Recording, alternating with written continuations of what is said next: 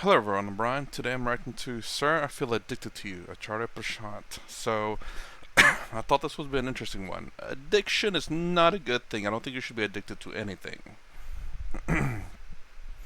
Addiction is an uncontrolled emotion. Let's just put it that way. It's not good. Generally speaking, it's not good. Now, if you have an addiction to, like, I don't know, you can twist it in a way, but generally speaking, addiction is bad. Let me just put it that way. So you can say, "Oh, I'm addicted to being enlightened." Well, I don't believe you can get enlightened by being addicted because addicting is an uncontrolled emotion, and that's just my opinion on that one. That's my belief. Now you can have a very strong feeling, but not addicted to it. Anyways, this is gonna get started. So I've been watching you a lot these days. I've been binge watching you like Netflix, YouTube videos, all the sessions, both Pratyusha, Vedant Samhita. And my husband was even joking the other day that like how in our childhood our parents used to play Astha channel, you keep him playing him in the background these days. And I know it's because I want to gain that knowledge. We all have problems in our life, and your videos provide comfort to me. But at the same time, I don't want to make you my entertainment. That just feels wrong. The objective should be gaining the knowledge, applying it in my life, making it better, and maybe someday making other lives better too using that. So how do I strike this balance between my mind enjoying this too much and reveling in it versus actually sitting down in a disciplined environment and learning from it?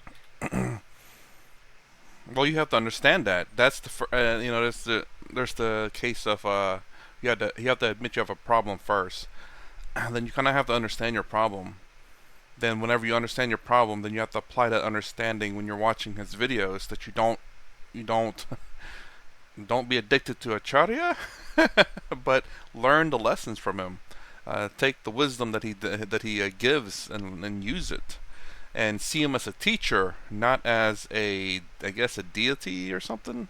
Because deities are to be worshipped, kind of like an addiction, I suppose.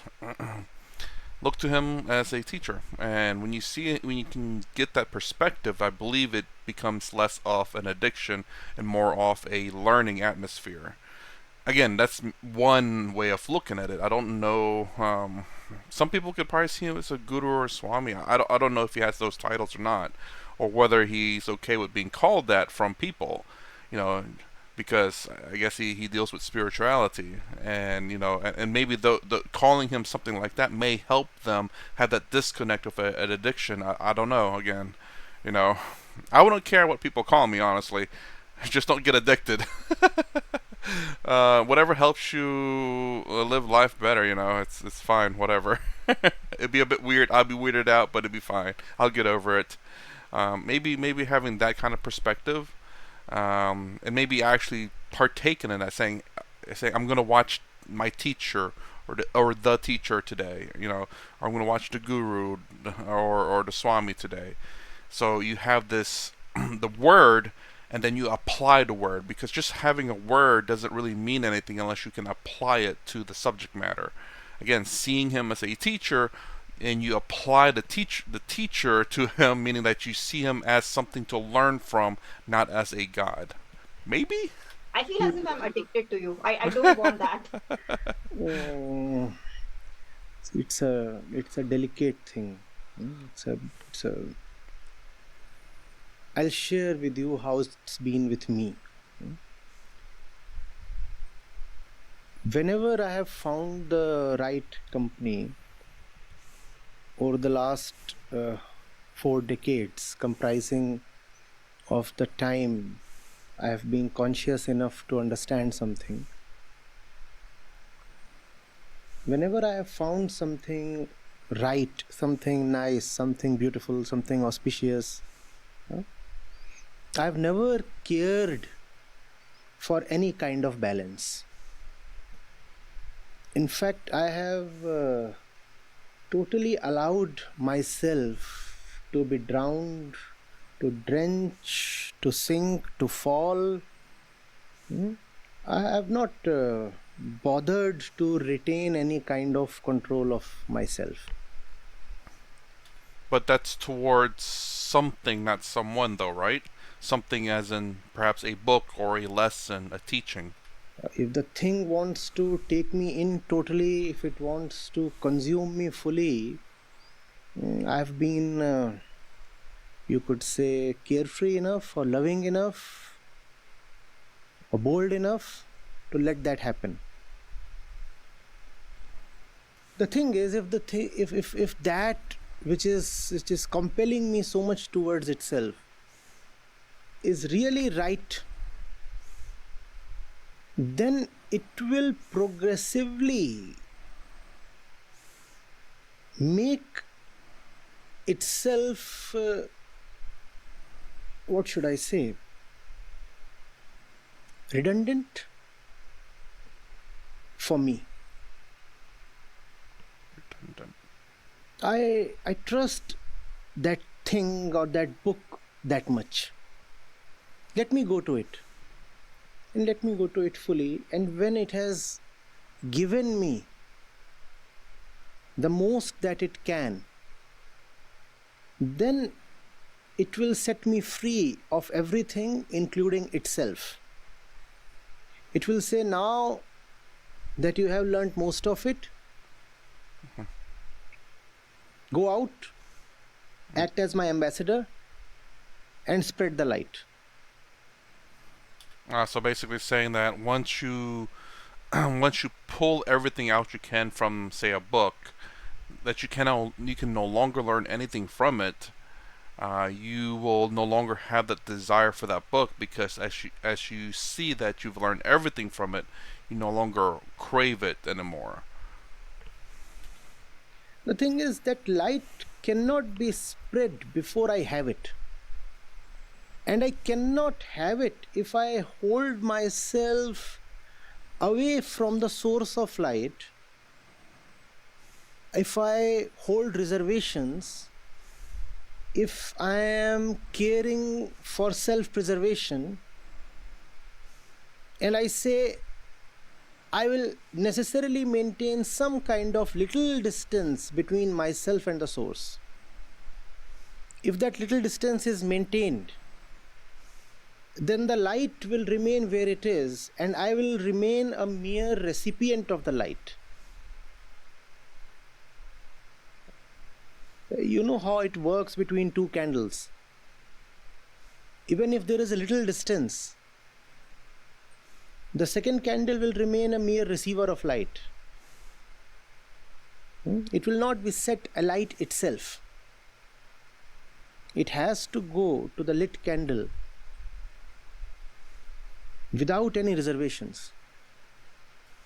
And once both the candles are aflame, there remains no point in them remaining together anymore. Then it becomes very obvious, very sensible for the two candles to pursue two different spheres of darknesses.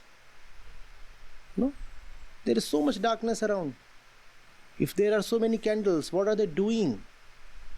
Just aggregating together. One has to be very very bold in these matters. The ego seeks security from the world, and even when it comes to the truth, it still wants to somehow uphold its security. It is all right if one wants to guarantee one's security against the world, but when it comes to truth and beauty, that's when one should just drop the defenses. It is all right to be immersed. It is all right even to be drowned. It is all right even to die. What is the point in conserving something that is anyway imperfect?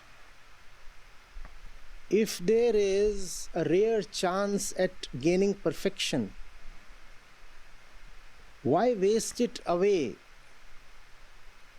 in one's fears?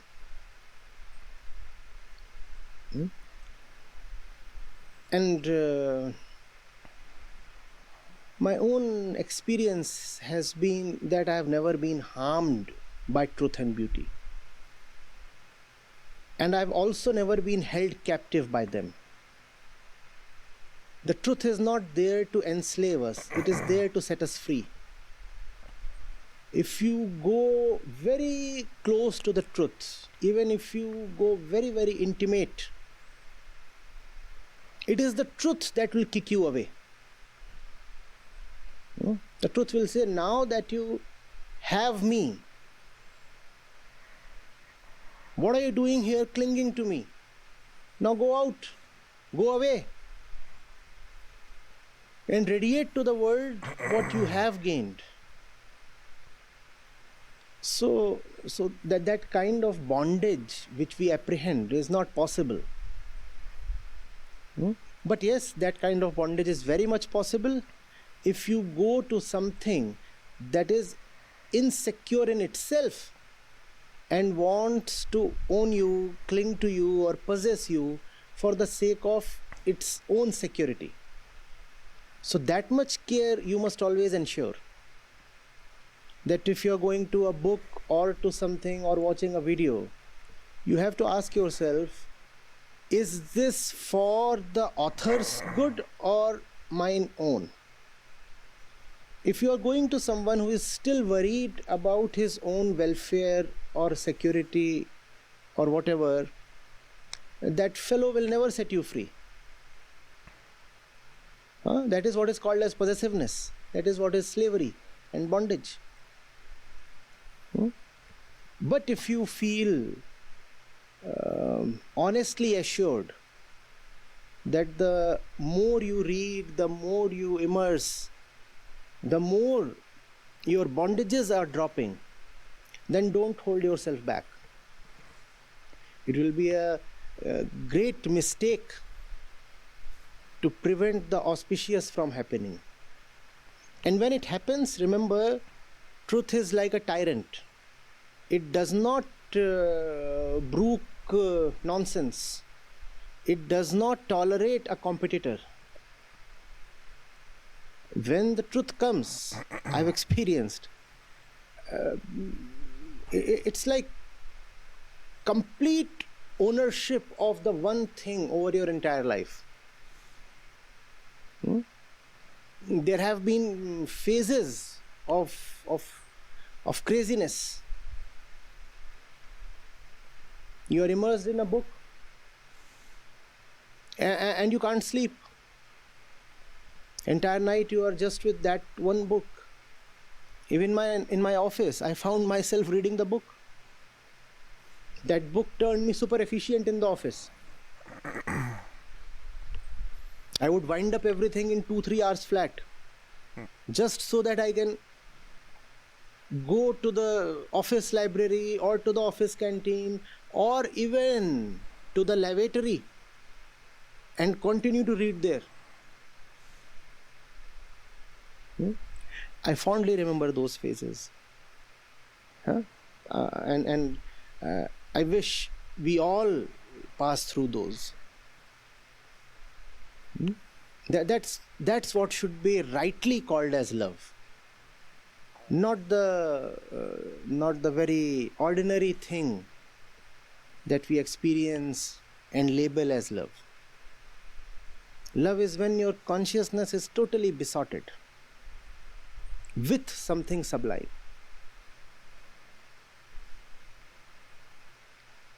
Let it happen. And don't be afraid of it. Well, it looks like that lesson is going to be still going on throughout the house. Every morning, every evening, every night. So it's a good problem to have. I can continue this addiction of mine then. If the object is good, the object will not allow you to remain addicted. That's the thing with the right teacher.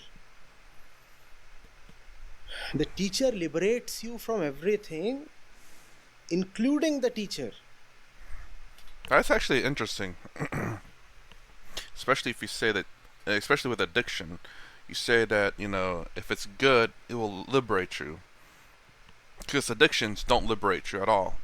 They want you there. They want you consuming more and more of it and never letting you go. So, him saying that if it's really good, it'll let you go. If that addiction is good, it'll let you go. Again, addiction, generally speaking, is bad. Obviously, it's uncontrolled emotion.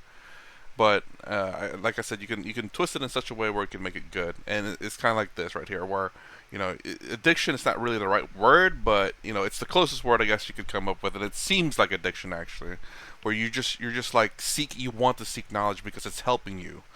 It's like an addiction, but it's not something that's harmful to you. It can be if it interrupts your life, where you're neglecting your family, or you're neglecting your children, you're neglecting your job, or you're neglecting your duties in the house.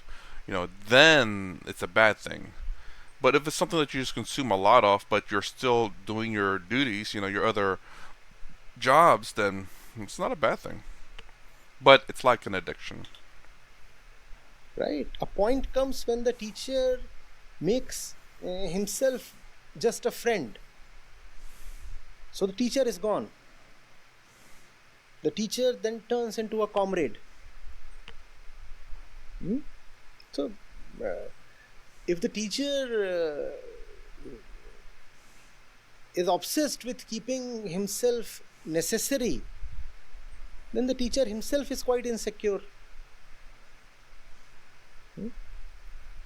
The teacher wants the student to graduate as quickly as possible, not remain a student all the while. So don't worry too much about that. If you are a good student, that only means that you will graduate very quickly from the school. So don't worry that the school will hold you prisoner. The opposite is true. If you are a good student, if you are always immersed in the library, that means you will be very soon out of the library. The school will say, please go.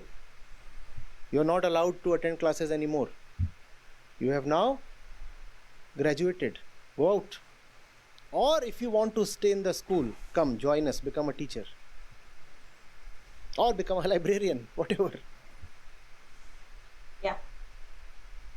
So you also mentioned, a thing compelling you too much sometimes. Some people call it their calling. And I've often wondered, do I go looking for this calling, or it'll come to me sometime? Because as of today, I don't have any burning desire in me to give my all into some higher cause. I try, but I keep drifting among different causes, and that feeling inside is not there yet.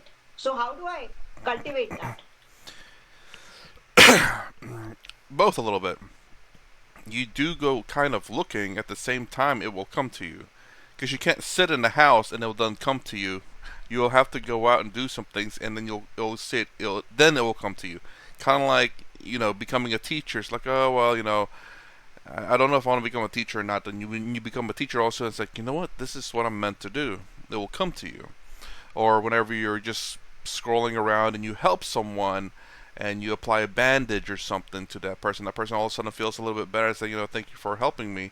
All of a sudden, you know what? Maybe I'm meant to be a nurse or a doctor or an EMT or whatever, whatever they're called.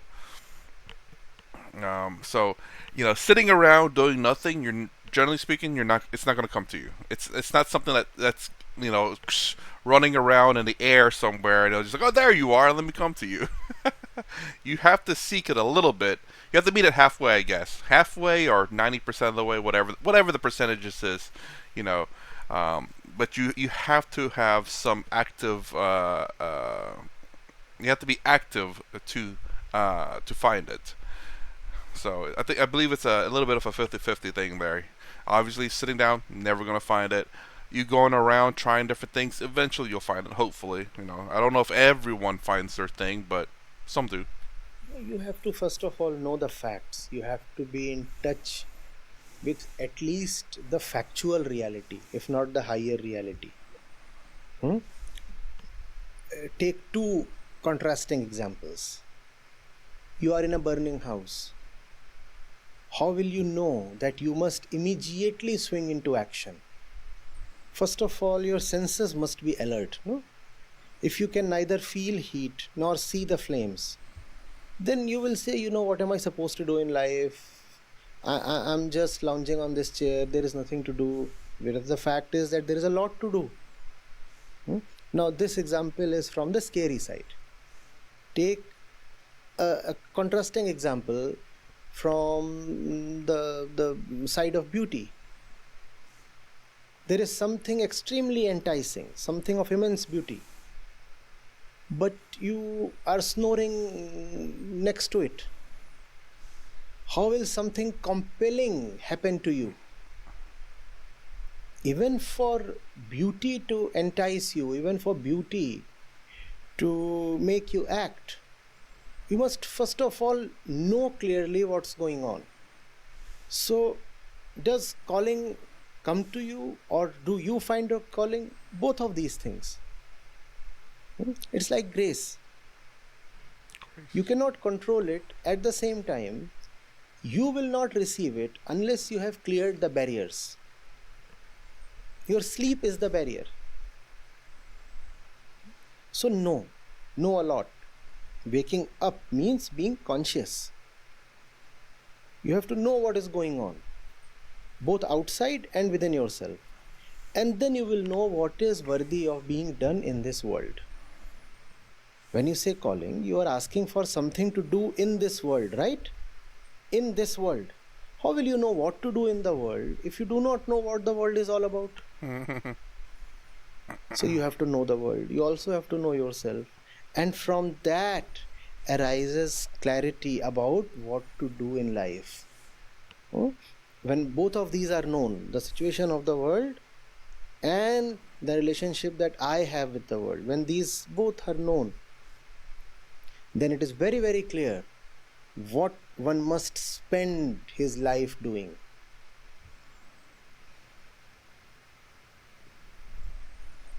Thank you, sir.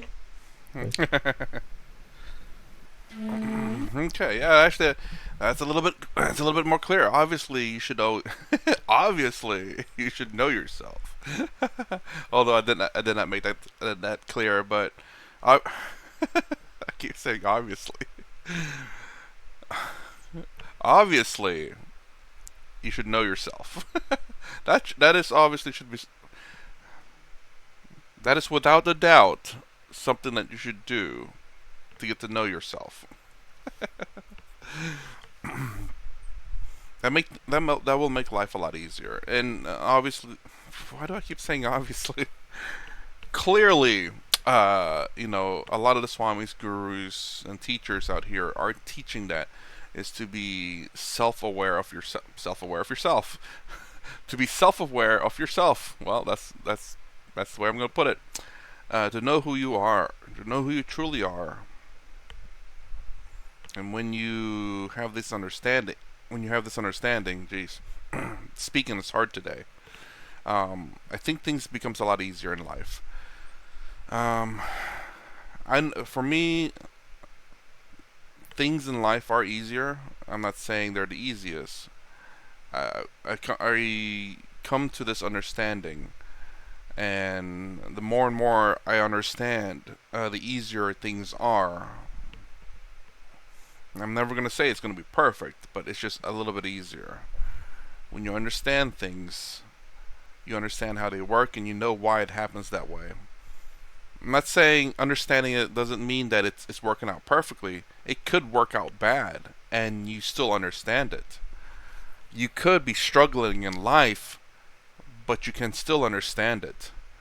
Meaning that you're not suffering from your struggles as much, but you still understand it. So understanding doesn't necessarily mean that you're doing great or fantastic or that everything's working out according to plan. It's just merely that you understand the situation. You know why things happen the way they are to get you in this position that you're in. Oh, maybe I quit my job. Now I'm struggling with money. Oh, maybe I ignored the warnings of my car. Now it's broken. You know, instead of like, oh my gosh, I was gonna do this, and Now, what the heck's going on? Just complaining about a lot of things because you chose to ignore it. But if you understand that you ignored it, it doesn't make it easier. It does. Well, it makes it easier to some degree. This is from my perspective, by the way. This is the reason why I think life is a lot easier for me.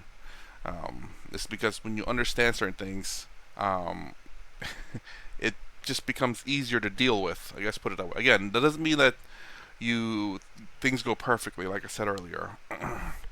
If there's something wrong with my car, I understand I have to get it taken care of. Otherwise, my car's going to break down.